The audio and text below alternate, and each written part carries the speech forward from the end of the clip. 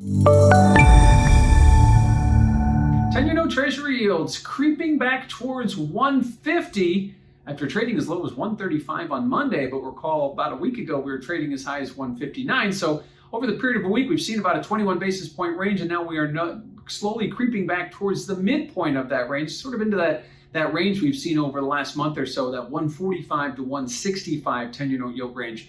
We're certainly have a little ways to go to get back to the midpoint, but we are well off Monday's lows, and that is something to say. And given what we've heard from not only from St. Louis Fed President Bullard, who talked about raising rates sooner and being more aggressive. Yesterday, we heard from the Fed chair himself, who said the Fed is going to continue to be patient and transparent, trying to talk back some of what Mr. Bullard said, and it seems to have worked, but we haven't seen a real aggressive move higher, no momentum higher. We just kind of got back to that 150 level, and we kind of sat there for most of the session. At this point, we have some data coming out later this week, and next week's employment report, but really all eyes on this market are going to be focusing on the Jackson Hole Symposium, which is not until the end of August. And last I checked, it is the end of June. So we have some time between when the next major catalyst event is being priced into the market. Certainly we'll hear from Mr. Powell again when he gives his semi-annual testimony to Congress. And certainly we'll have lots of data between now and then that could obviously alter the trajectory here of where yields are going. But we are hovering right now at about 150,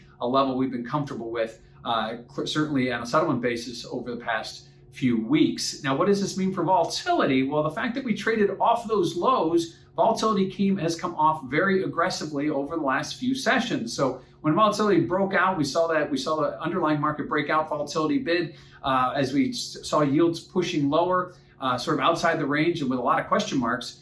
Seeing the yield curves steepen, certainly we had a lot of, certainly we saw volatility bid, but things have come way off since then. So volatility lower as the market corrects and moves back into that old range. And lastly, what do we have ahead before the Jackson Hole Symposium in August? Well, this week, tomorrow, we've got the claims number. That's our in-the-moment look at the job market. That is expected to continue to decline. That's a good thing. It is still well above where it was in the pre-pandemic markets, but coming down ever so closer, looking at around 380,000 new jobless filings, as opposed to 200,000 or below that we saw just on the onset of the pandemic. We also get durable goods, which are expected stronger. We get a 7-year auction to go along with pretty mediocre 2- and 5-year auctions that we already had this week.